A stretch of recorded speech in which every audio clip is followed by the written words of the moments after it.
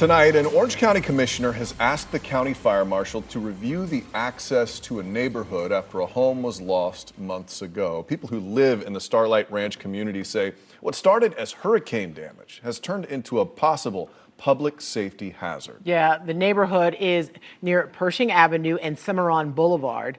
People who live there say Hurricane Ian caused the damage and the repair work is restricting access to the community. Investigator Lewis Bolden is looking into this and looking to get results. Lewis. Well, Matt and Ginger, shortly after you enter the main entrance to the Starlight Ranch community, you are met with this. The bridge that connects the front of the neighborhood to the back is closed to pedestrian and vehicle traffic.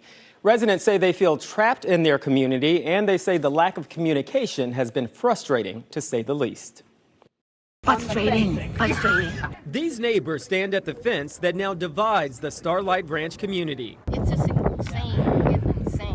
What used to be a through street for pedestrians and vehicles is now closed and has been since Hurricane Ian. This has been absolutely ridiculous. Mary Stavali Rivera has lived here 15 years. Why is this taking so long? This is going on 8-9 months. During Hurricane Ian, the culvert below Wild Horse Road was washed out, causing a portion of the bridge to collapse.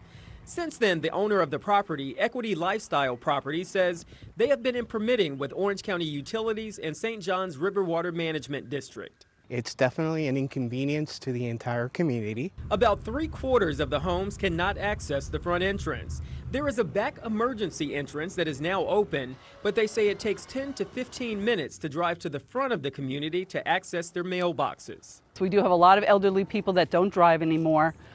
We have a lot of elderly people that get their medications delivered or other things delivered. And if it's a small delivery, again, GPS would route them around the front, and they weren't getting their deliveries. Residents say it's not only an inconvenience, it's a hazard. The whole back of the house was engulfed. Last November, neighbors say one of the homes in the back of the community caught fire, and some of the fire trucks were delayed because they went to the front entrance, according to residents. Do you think this created a delay? Absolutely. For the fire There is department? no doubt in my mind that because it's an extra 10 or 15 minutes just to get back down around. So you think they lost that home? Absolutely. Because of this? Absolutely. Residents took the concern to their Orange County Commissioner, Myra Uribe. And this is why we decided to get the fire marshal on and have them review it. If they would communicate and give us something, okay, then people wouldn't be so frustrated. Neighbors say they have not been able to get answers about the construction. This is our project here. But News 6 did. That's the washout of the bridge. Johnson Locks is doing the construction and laid out the plans for us. In addition to the bridge, metal pipes underground that breached during the storm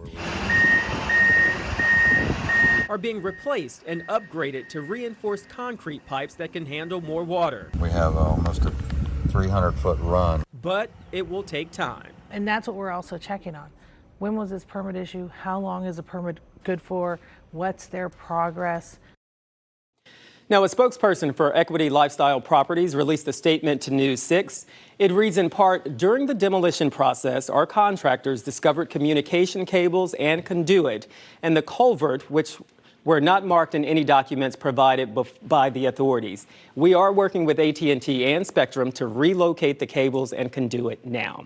Now, Johnson Locke says they hope to have the project done by October, but they warn we are entering the rainy season and hurricane season, which can cause delays. It sounds like they're really preparing them for more and more delays. Okay, so you answered the question about the fire truck not being able to get through, but an emergency like an EMS or an ambulance, the same thing. And when you're talking about a life, that's different than a home. And there are a lot of elderly people who live in this community, and that's one of their biggest concerns. Yeah. If someone has a medical emergency, what's going to happen? So hopefully we'll get some more answers after this review. Things feel so much longer when no one's telling you anything. A month can feel like a year. I know you'll stay on top of it, Lewis Bolden. Of course. Thank you so much.